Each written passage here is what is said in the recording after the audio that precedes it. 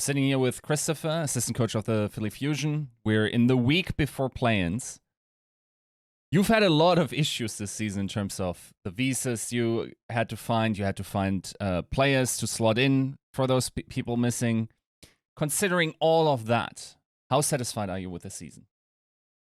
Relatively, like I said, I think if you'd asked us where we are now at the start of the season, we'd probably have taken it as a disappointment. But like you said, we've had so many different bumps in the road and stuff. The fact that we're still in it and we're still in a chance to qualify for playoffs or for whatever is probably probably a good thing. And what I've said every single time I've ever been on your show and we've interviewed each other for 3 years is the good thing about like these American sport formats is as long as you're still in the playoffs, you still got a chance to win it. We haven't done enough damage to the point where the dream isn't still alive. So I mean, all things considered, it's not the end of the world. We're still here with a positive record. We've still come off like a relatively positive tournament. So I think overall, like I wouldn't say we were satisfied, but it could have gone worse given everything that we had to go through this season. It's therefore also pretty paradoxical. Like, you guys started stage 1 or Melee, the regular season games, pretty well, and then of course, like, you didn't make it to the knockout stages. But how did you explain that with all that was going on and having to find new players and everything like that? I think the adversity probably helped our mentality a little bit, especially when we were in tournaments. I know that a lot of our players like dug deep in those situations. I think also if you just look at stage 1, I think we had like an interesting read on the meta, which probably took APAC by surprise. Like it was hard to practice for what we were doing versus what other teams were doing. And I think those two factors rolled in together were probably like why we went 4-0. And then I think as the season progressed, like I think the problems and stuff started to rear their head a bit more as like metas shifted and maybe we like I don't want to say like came back down to earth a little bit, but we kind of like equalized our like true standings, if that makes sense. Right. Now that you talked about mindset, or rather momentum, I guess, you've talked about this in the past, where you said, like, last season, if you guys didn't win the opening games, your season wouldn't have gone nearly as well as it did. Of course, like, you finished with an incredible record last season. What was your mental like this season? Well, our scrim results were terrible. I think it's why everybody in scrim books was having us like lowest because especially at the start of the season, we were absolutely dreadful in scrims, and obviously it was like a surprise to us to a degree that our tournament results went so well. Um, Obviously after the first win and we had like that big boost the same as we did last season. I think after we started to go for our first few losses, it worked the other way. Yeah, I guess like it was a roller coaster really. Like last year we didn't really have more than one loss in a row, so we were always able to kind of even we dip like this, we were kind of able to go back up. But this season we had like actual bumps in the road where we were able to but we lost like 2 or 3 games in a row, which obviously like hit our momentum and hit our confidence more than anything we really had to deal with last year. I think the big breaks between tournaments too kind of like reset your momentum as well, which like worked against us at least coming from tournament 1. For sure. Now, you had some, as we said, you had the visa issues. Like, what were the biggest issues in regards to, like, of course, you're not, these players are not available, but there are also adverse effects because of that. So integration of new players, like trying to find out when to slot in who. What was the biggest obstacles this season? The problem is all of the integration stuff you want to get done in the preseason. So once you start the season, things go right. But we obviously had an integration period for Eco, then for Astro, then for Shockwave, and for me, like as the season went on. So we're constantly in this circumstance where we were constantly having to find a way to integrate players in and out. So it was the timing which affected us more than anything. If we could have all came at one moment, it would have been okay because it would have just taken a few weeks to get everybody on the same page. But we had to go through the same process like over and over, which is why it was like difficult. Right. Now, let's get a little technical in terms of the stuff you decided to do in the moment, or rather on the server. Now, one interesting thing, and I talked to a bunch of coaches about this, and we theorized there. But I mean, Tracer is a pretty important hero in most metas. Yeah. You didn't play it nearly as much as other teams, but you also tossed it around a couple of players, Rascal, EQO, Carpe as well. What was the idea behind that?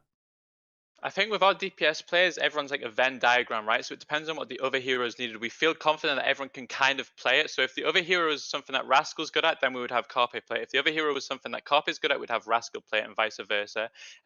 We never really had the luxury until now of being able to like specialize it on one person.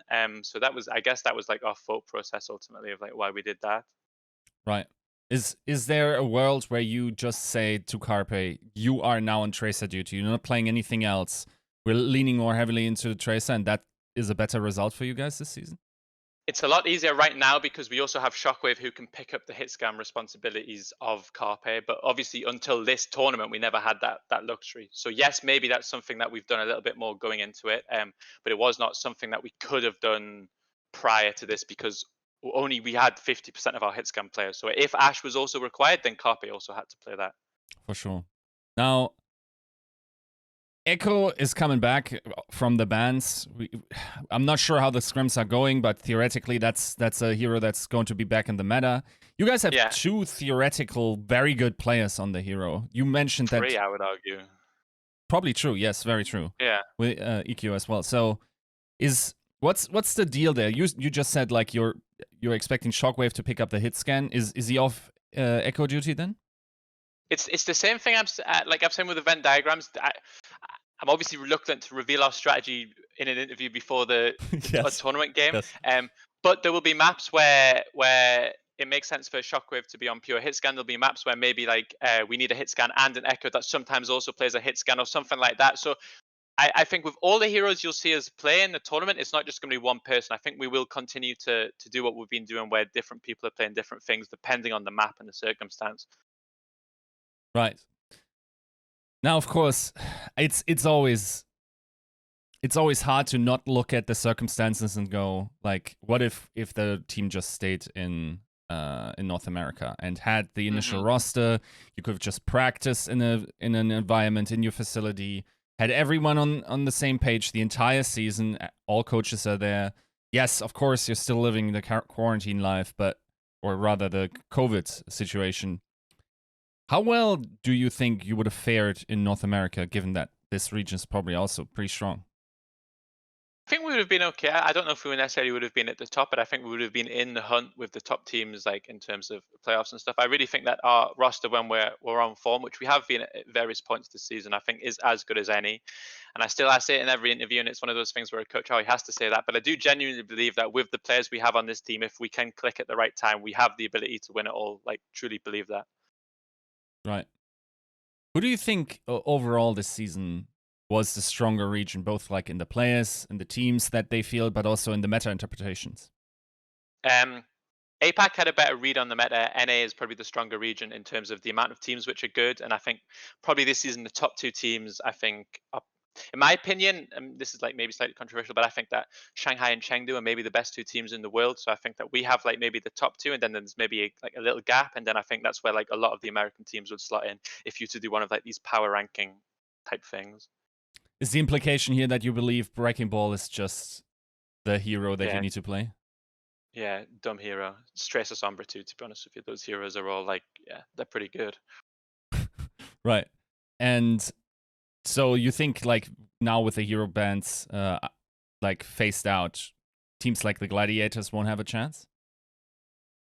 Everyone's going to have a chance, I think, especially boosted by the confidence, like we've said. Like I think for a franchise like Gladiators, similar to us, that first win, you have no idea how important it's going to be for them. So I think they were going to come in the best headspace possible, so they absolutely have a chance. I think that the teams that were like abusing the Orisa comps in the last tournament will probably struggle against the teams like Shanghai, especially now that you said like Echo's back in meta. I think that's going to make it more difficult to play those comps. But we have no experience at all of playing against the NA team, so it's hard for me to really like say on paper if they're going to be the good or bad because we've never qualified for the tournament so far, right? Right.